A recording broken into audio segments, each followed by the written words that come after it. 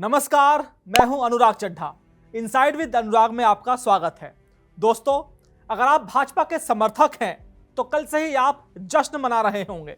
वहीं दूसरी तरफ अगर आप महागठबंधन के साथी हैं तो आपका निशाना भी चुनाव आयोग और शायद एसआईआर पर होगा। लेकिन इन सब आरोप प्रत्यारोप और जश्न के बीच बिहार के नतीजों ने समाजवादी पार्टी और सपा सुप्रीमो अखिलेश यादव की चिंता बढ़ाने का काम किया है, क्योंकि बिहार में न सिर्फ अखिलेश के ऊपर योगी भारी पड़े, बल्कि अखिलेश का सबसे बड़ा हथियार यानी पीडीए के नेता ही अब पार्टी का दामन छोड़कर दूसरे खेमे की तरफ बढ़ चुके हैं। क्या पीडीए के नेताओं को बिहार चुनाव के बाद 27 के रुझान अभी से दिखने शुरू हो गए हैं, जो उन्होंने समाजवादी पार्टी से किनारा करना शुरू कर दिया है, या वजह कुछ और है? वो वजह मैं आपको आगे बताऊंगा। उससे पहले बात करते हैं उस सबक की जो बिहार चुनाव के नतीजों ने दिया है। दोस्तों, अगर बिहार चुनाव के नतीजों को देखें तो बिहार की जनता ने इस बार जातीय समीकरणों पर आधारित राजनीति को एक हद तक नकारते हुए विकास और सुशासन को प्राथमिकता दी है। आरजेडी की हार से यह बात साफ हो चुकी है, केवल अपने कोर वोट बैंक यानी मुस्लिम और यादव पर निर्भर रहना अब जीत की गारंटी बिल्कुल नहीं है। बिहार में लगभग 14% यादव आबादी है। इसके बावजूद तेजस्वी यादव की पार्टी की बुरी तरह हार ये बताती है कि इस चुनाव में मतदाताओं ने, खास तौर पर युवा मतदाताओं ने, जात पात की दीवार को तोड़कर वोट दिया है। और यही वो पॉइंट है जो लखनऊ में अखिलेश यादव की टेंशन को बढ़ाने का काम कर रहा है। 2024 में यूपी में समाजवादी पार्टी की सफलता के पीछे पीडीए का एक बड़ा गठजोड़ था, लेकिन बिहार के नतीजों ने इस फॉर्मूले की एक बड़ी कमजोरी को उजागर कर दिया है। वो कमजोरी है जाति और धर्म के ऊपर सुशासन और विकास की जीत। भाजपा ने बिहार चुनाव में अपनी रणनीति बदली। उन्होंने धर्म, जाति या ध्रुवीकरण के मुद्दों को तवज्जो देने की बजाय ठीक उत्तर प्रदेश की तर्ज पर विकास, सुशासन और माफिया विरोधी अभियान के आधार पर वोट मांगा, जिसका असर यह हुआ कि यादव और मुस्लिम बहुल सीटों पर भी एनडीए को जीत मिली। यह यूपी के लिए एक सीधा संकेत है। यूपी में भी ओबीसी जातियों में यादवों की हिस्सेदारी करीब 20% है, जो सपा का वफादार वोटर माना जाता है। भाजपा भी अब तक गैर यादव ओबीसी पर फोकस करती थी, लेकिन भाजपा को बिहार की जीत से यह संकेत मिल चुका है कि अगर वे उत्तर प्रदेश में भी यादवों को जोड़ने के लिए काम करे तो इस वोट बैंक में भी सेंधमारी की जा सकती है। यानी अब अखिलेश यादव को अपने कोर वोटरों को लामबंद करने के लिए भी अधिक मेहनत करनी पड़ेगी।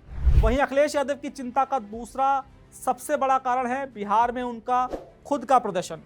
सपा अध्यक्ष ने 25 विधानसभा क्षेत्रों में 8 दिन जनसभाएं की, लेकिन इन 25 सीटों में से महज 4 सीटों पर ही राजद को जीत मिली। बाकी 21 सीटों पर एनडीए की आंधी चली, यानी अखिलेश का स्ट्राइक रेट महज 16% रहा। ठीक इसके उलट योगी आदित्यनाथ ने भी बिहार में रैलियां की और योगी का स्ट्राइक रेट करीब 87% रहा। यानी बुलडोजर मॉडल और कानून व्यवस्था का नैरेटिव अखिलेश के पीडीए नैरेटिव पर भारी पड़ा।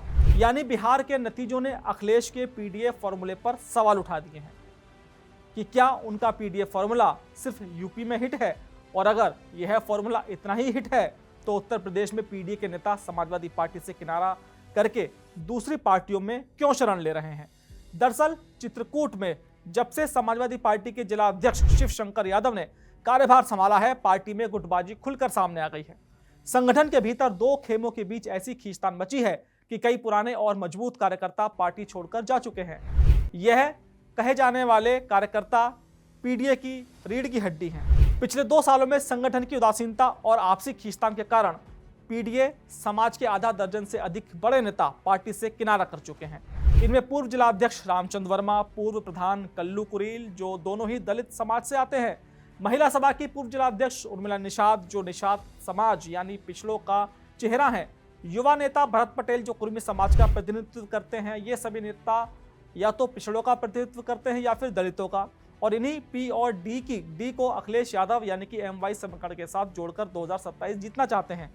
पार्टी सूत्रों के मुताबिक चित्रकूट में संगठन के बड़े पदाधिकारी और सदर विधायक के बीच चल रही खींचतान इस बिखराव का मुख्य कारण है। आरोप है कि जमीनी संगठन को मजबूत करने पर कम ध्यान दिया जा रहा है और सोशल मीडिया पर सक्रियता ज्यादा है। इसका असर भी हाल ही में हुए निकाय चुनाव में स्पष्ट रूप से देखा गया, जहां पूरे चित्रकूट जिले में समाजवादी पार्टी को एक भी सीट नहीं मिली। बिहार के नतीजों के बाद भले ही अखिलेश यादव ने पीपीटीवी यानी पीडीए प्रहरी बनाने की घोषणा की है, लेकिन सवाल यह है कि जब पीडीए के नेता ही पार्टी में उपेक्षित महसूस कर रहे हैं तो पीडीए प्रहरी किसकी रखवाली करेंगे? ऐसे में अगर अखिलेश को 2027 का चुनाव जीतना है तो उन्हें अपने पीडीए कुनबे को बिखरने से रोकना होगा। अखिलेश यादव को एमवाई समीकरण से आगे निकलकर अन्य जातियों, खासकर गैर यादव पिछड़ों और दलितों पर फोकस बढ़ाना होगा, क्योंकि अगर अखिलेश यादव अपने कोर वोटर और पीडीए के अलावा दूसरे वोटरों को लामबंद नहीं कर पाए तो भाजपा की आंधी में साइकिल भी लालटेन की तरह पंचर हो जाएगी। इतना ही नहीं, बिहार के नतीजों के बाद सपा के अंदर से ही कांग्रेस के साथ दोस्ती पर सवाल उठने लगे हैं। 2024 के लोकसभा चुनाव में यूपी में ये दोस्ती कामयाब रही, लेकिन 2027 की विधानसभा का गणित अलग होगा।